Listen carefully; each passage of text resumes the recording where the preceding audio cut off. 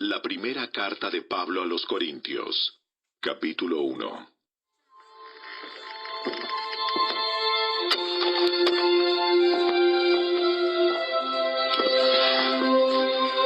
Yo, Pablo, elegido por la voluntad de Dios para ser un apóstol de Cristo Jesús, escribo esta carta junto con nuestro hermano Sóstenes. Va dirigida a la iglesia de Dios en Corinto, a ustedes que han sido llamados por Dios para ser su pueblo santo. Él los hizo santos por medio de Cristo Jesús, tal como lo hizo con todos los que en todas partes invocan el nombre de nuestro Señor Jesucristo, Señor de ellos y de nosotros. Que Dios, nuestro Padre, y el Señor Jesucristo les den gracia y paz. Siempre doy gracias a mi Dios por ustedes y por los dones inmerecidos que les dio ahora que pertenecen a Cristo Jesús. Por medio de Él, Dios ha enriquecido la iglesia de ustedes en todo sentido, con toda la elocuencia y todo el conocimiento que tienen. Eso confirma que es verdad lo que les dije acerca de Cristo.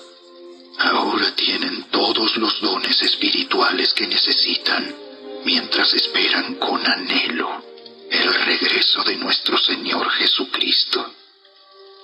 Él los mantendrá firmes hasta el final, para que estén libres de toda culpa el día que nuestro Señor Jesucristo vuelva. Dios lo hará, porque Él es fiel para hacer lo que dice, y los ha invitado a que tengan comunión con su Hijo, Jesucristo, nuestro Señor.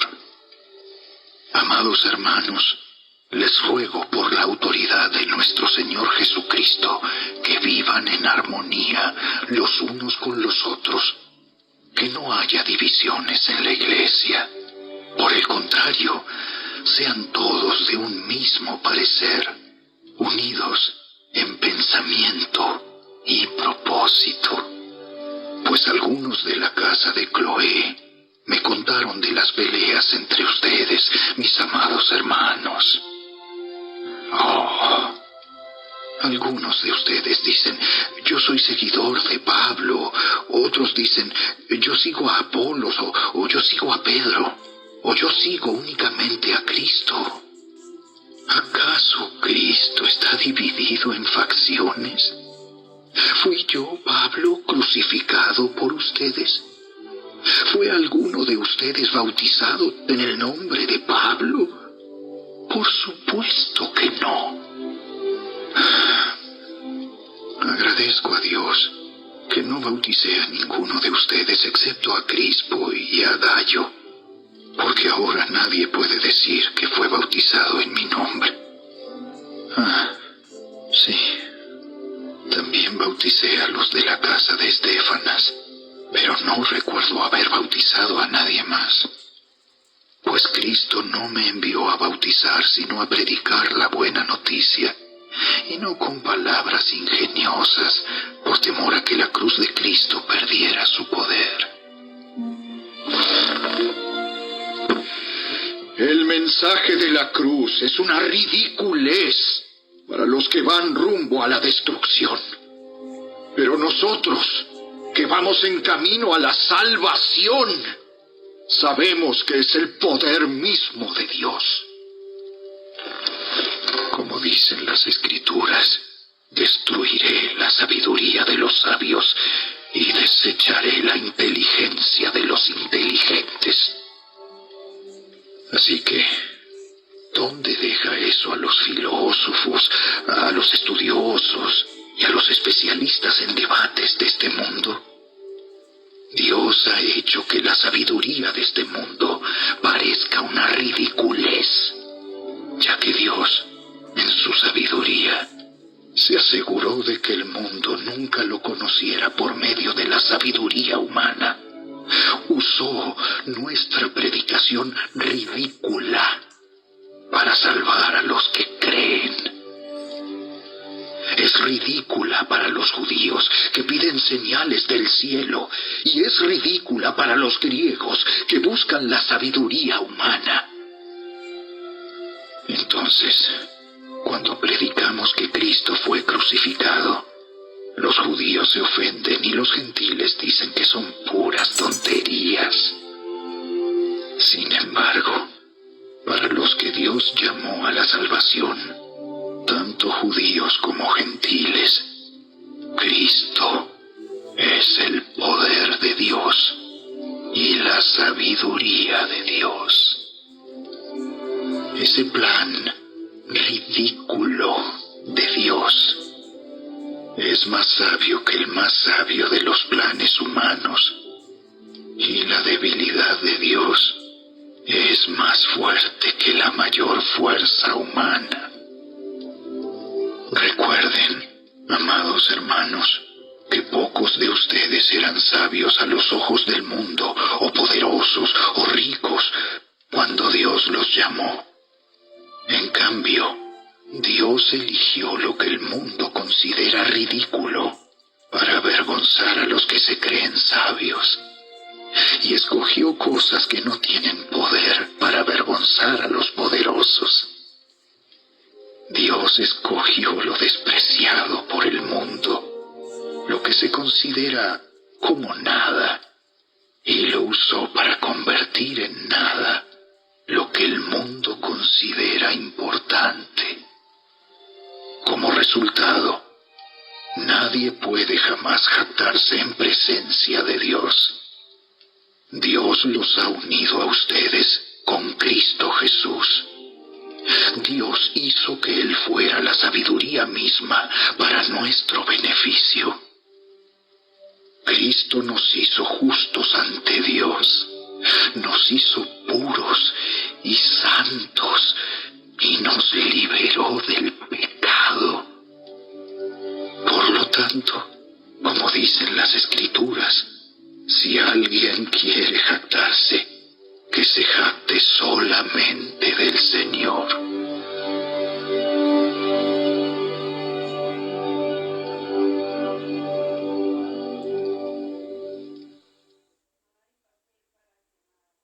Capítulo 2. Amados hermanos, la primera vez que los visité, no me valí de palabras elevadas ni de una sabiduría impresionante para contarles acerca del plan secreto de Dios, pues decidí que mientras estuviera con ustedes, olvidaría todo excepto a Jesucristo, el que fue crucificado. Me acerqué a ustedes en debilidad, con timidez y temblor, y mi mensaje y mi predicación fueron muy sencillos. En lugar de usar discursos ingeniosos y persuasivos, confié solamente en el poder del Espíritu Santo. Lo hice así para que ustedes no confiaran en la sabiduría humana, sino en el poder de Dios.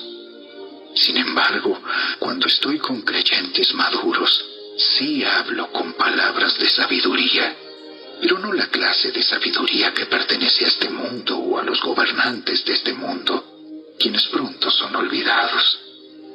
No, la sabiduría de la que hablamos es el misterio de Dios, su plan que antes estaba escondido, aunque Él lo hizo para nuestra gloria final, aún antes que comenzara el mundo.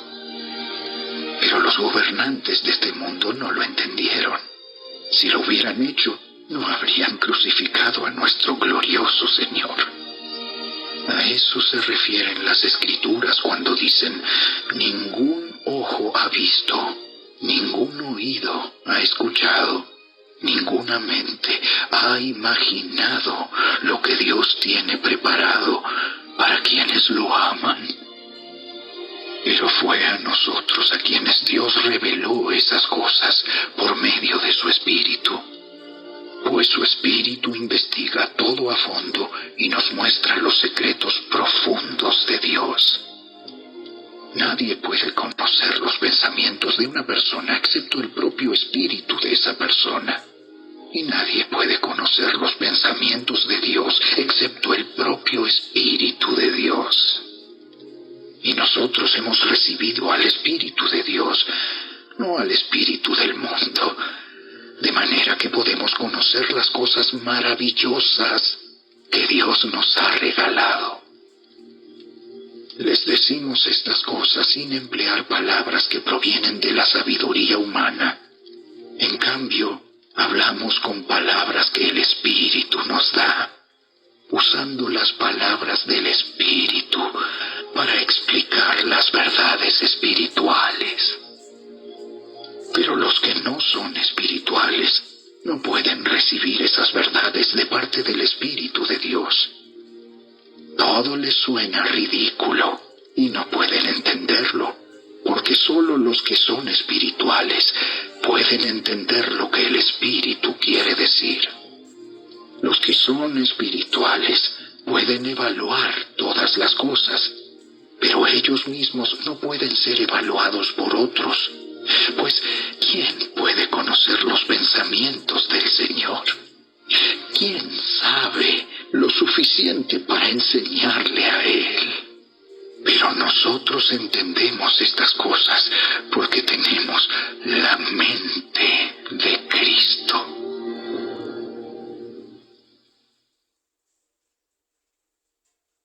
Capítulo 3. Amados hermanos, cuando estuve con ustedes, no pude hablarles como lo haría con personas espirituales. Tuve que hablarles como si pertenecieran a este mundo o como si fueran niños en Cristo. Tuve que alimentarlos con leche, no con alimento sólido, porque no estaban preparados para algo más sustancioso. Y aún no están preparados, porque todavía están bajo el control de su naturaleza pecaminosa. Tienen celos unos de otros y se pelean entre sí. ¿Acaso eso no demuestra que los controla su naturaleza pecaminosa? ¿No viven como la gente del mundo? Cuando uno de ustedes dice, yo soy seguidor de Pablo, y otro dice, yo sigo a Apolos, ¿no actúan igual que la gente del mundo? Después de todo, ¿quién es Apolos? ¿Quién es Pablo? Nosotros solo somos siervos de Dios, mediante los cuales ustedes creyeron la buena noticia. Cada uno de nosotros hizo el trabajo que el Señor nos encargó. Yo planté la semilla en sus corazones y Apolos la regó, pero fue Dios quien la hizo crecer. No importa quién planta o quién riega. Lo importante es que Dios hace crecer la semilla. El que planta y el que riega trabajan en conjunto con el mismo propósito, y cada uno será recompensado por su propio arduo trabajo. Pues ambos somos trabajadores de Dios, y ustedes son el campo de cultivo de Dios, son el edificio de Dios. Por la gracia que Dios me dio, yo eché los cimientos como un experto en construcción. Ahora otros edifican encima, pero cualquiera que edifique sobre este fundamento tiene que tener mucho cuidado. Pues nadie puede poner un fundamento distinto del que ya tenemos, que es Jesucristo. El que edifique sobre este fundamento podrá usar una variedad de materiales: oro, plata, joyas, madera, heno o paja. Pero el día del juicio, el fuego revelará la clase de obra que cada constructor ha hecho. El fuego mostrará si la obra de alguien tiene algún valor. Si la obra permanece, ese constructor recibirá una recompensa. Pero si la obra se consume, el constructor sufrirá una gran pérdida. el constructor se salvará, pero como quien apenas se escapa atravesando un muro de llamas. ¿No se dan cuenta de que todos ustedes juntos son el templo de Dios y que el Espíritu de Dios vive en ustedes? Dios destruirá a cualquiera que destruya este templo, pues el templo de Dios es santo y ustedes son este templo. Dejen de engañarse a sí mismos. Si piensan que son sabios de acuerdo con los criterios de este mundo, necesitan volverse necios para ser verdaderamente sabios. Pues la sabiduría de este mundo es necedad para Dios. Como dicen las Escrituras, Él atrapa a los sabios en la trampa de su propia astucia. Y también el Señor conoce los pensamientos de los sabios, sabe que no valen nada. Así que no se jacten de seguir a un líder humano en particular, pues a ustedes les pertenece todo, ya sea Pablo, o Apolos, o Pedro, o el mundo, o la vida y la muerte, o el presente y el futuro. Todo les pertenece a ustedes, y ustedes pertenecen a Cristo, y Cristo pertenece a Dios.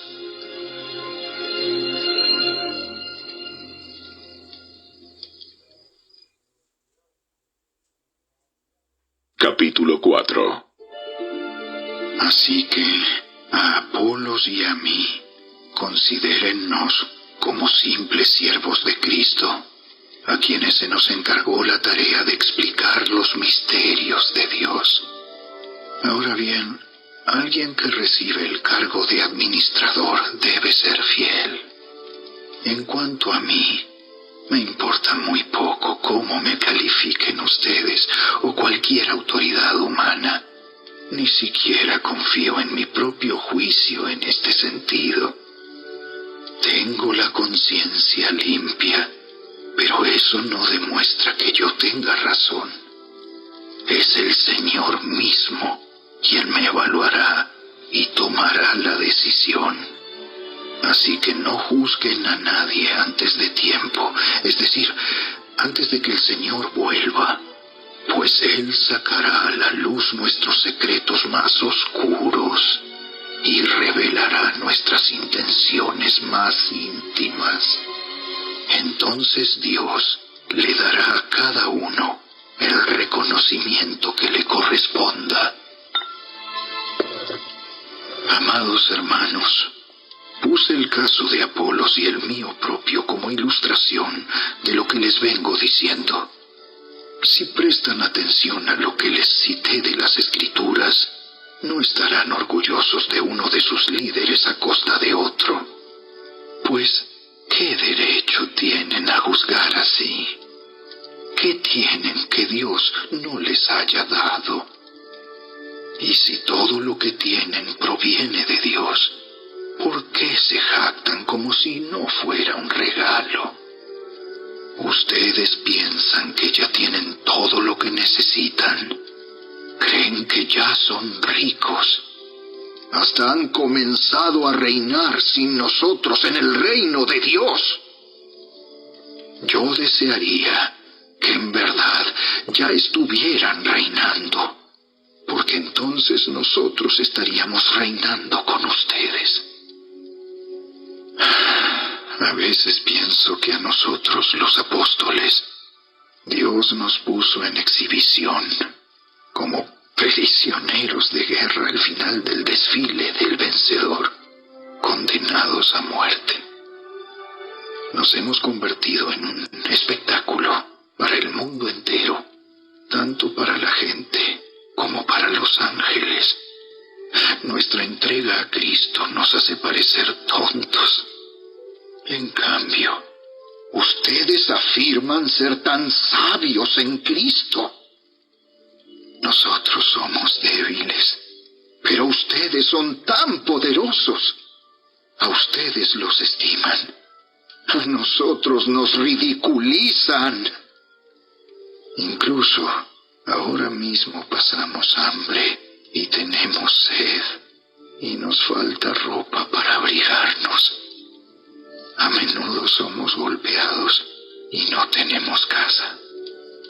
Nos cansamos trabajando con nuestras manos para ganarnos la vida. Bendecimos a los que nos maldicen. Somos pacientes con los que nos maltratan. Respondemos con gentileza cuando dicen cosas malas de nosotros. Aún así, se nos trata como la basura del mundo, como el desperdicio de todos, hasta este preciso momento. No les escribo estas cosas para avergonzarlos, sino para advertirles como mis amados hijos. Pues aunque tuvieran 10,000 maestros que les enseñaran acerca de Cristo, tienen solo un Padre espiritual, pues me convertí en su Padre en Cristo Jesús cuando les prediqué la buena noticia. Así que les ruego que me imiten. Por esa razón, les envié a Timoteo, mi fiel y amado hijo en el Señor. Él les recordará la manera en que sigo a Cristo Jesús, así como lo enseño en todas las iglesias, en todas partes. Algunos de ustedes se han vuelto arrogantes al pensar que no volveré a visitarlos, pero iré, y pronto, si el Señor me lo permite. Y entonces comprobaré si esos arrogantes solo dan discursos pretenciosos o de verdad tienen el poder de Dios. Pues el reino de Dios no consiste en las muchas palabras, sino en vivir por el poder de Dios. ¿Qué prefieren? ¿Que llegue con una vara para castigarlos?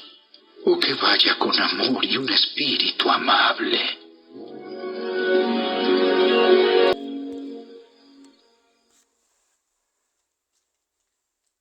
Capítulo 5.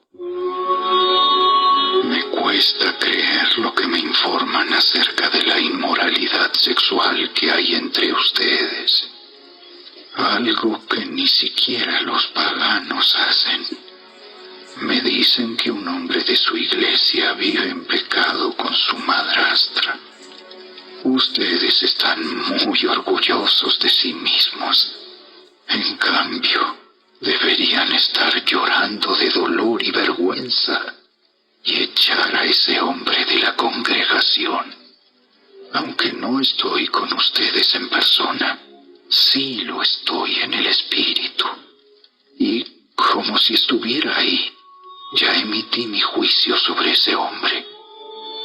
En el nombre del Señor Jesús, ustedes deben convocar a una reunión de la iglesia. Yo estaré presente en espíritu, igual que el poder de nuestro Señor Jesús. Entonces deben expulsar a ese hombre y entregárselo a Satanás, para que su naturaleza pecaminosa sea destruida y él mismo sea salvo el día que el Señor vuelva. Es terrible que se jacten sobre dicho asunto. ¿No se dan cuenta de que ese pecado es como un poco de levadura que impregna toda la masa?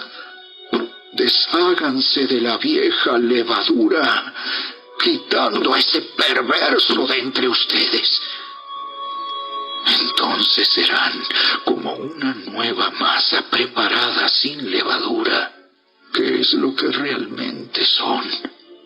Cristo, nuestro Cordero Pascual, ha sido sacrificado por nosotros. Por lo tanto, celebremos el festival, no con el viejo pan de perversidad y maldad, sino con el nuevo pan de sinceridad y verdad. Cuando les escribí anteriormente, les dije que no se relacionaran con personas que se entregan al pecado sexual. Pero no me refería a los incrédulos que se entregan al pecado sexual, o son avaros, o estafadores, o rinden culto a ídolos. Uno tendría que salir de este mundo para evitar gente como esa. Lo que quise decir es, no se relacionen con ninguno que afirma ser creyente y aún así se entrega al pecado sexual, o es avaro, o rinde culto a ídolos, o insulta, o es borracho, o estafador. Ni siquiera coman con esa gente. No es mi deber juzgar a los de afuera, pero sí es responsabilidad de ustedes juzgar a los que son de la iglesia y están en pecado. Dios juzgará a los de afuera, pero como dicen las Escrituras, quiten al malvado de entre ustedes.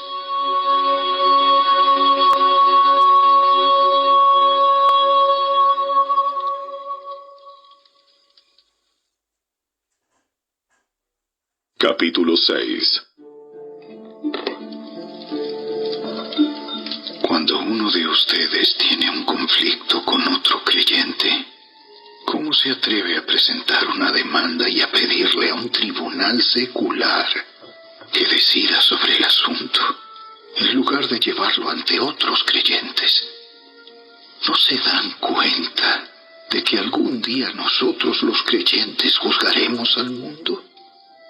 Y dado que ustedes van a juzgar al mundo, ¿no son capaces de resolver esas pequeñas cuestiones entre ustedes?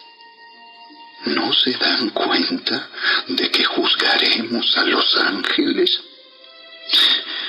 Así que deberían ser capaces de resolver los conflictos comunes y corrientes que ocurren en esta vida.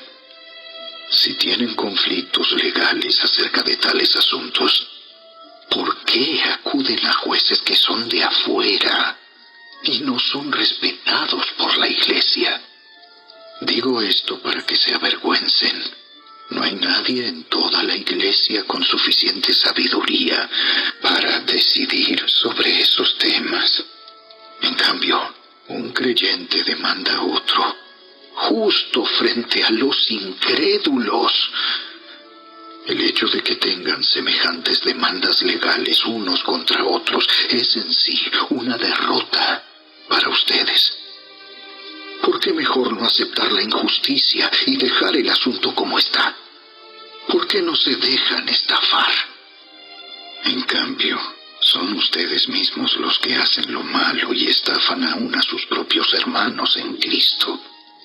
¿No se dan cuenta de que los que hacen lo malo no heredarán el reino de Dios?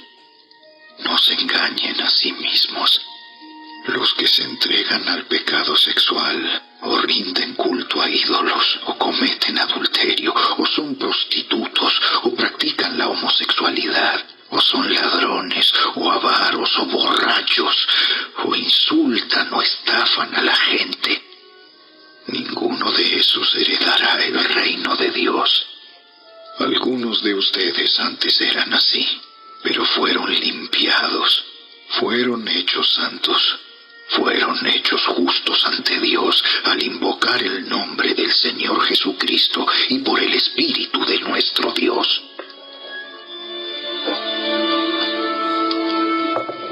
Ustedes dicen, se me permite hacer cualquier cosa, pero no todo les conviene. Y aunque se me permite hacer cualquier cosa, no debo volverme esclavo de nada.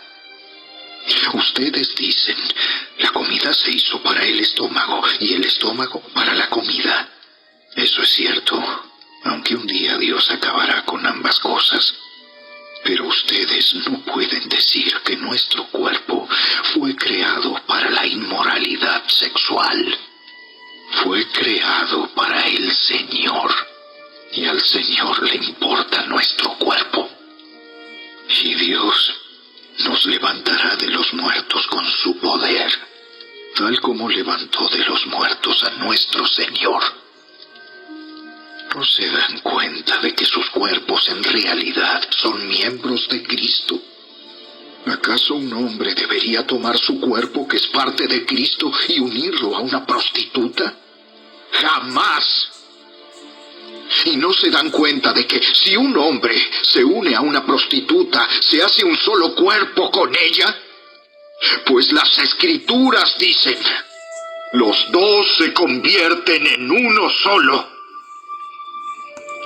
Pero la persona que se une al Señor es un solo espíritu con Él.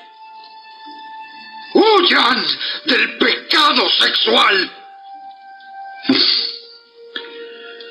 Ningún otro pecado afecta tanto el cuerpo como este, porque la inmoralidad sexual es un pecado contra el propio cuerpo.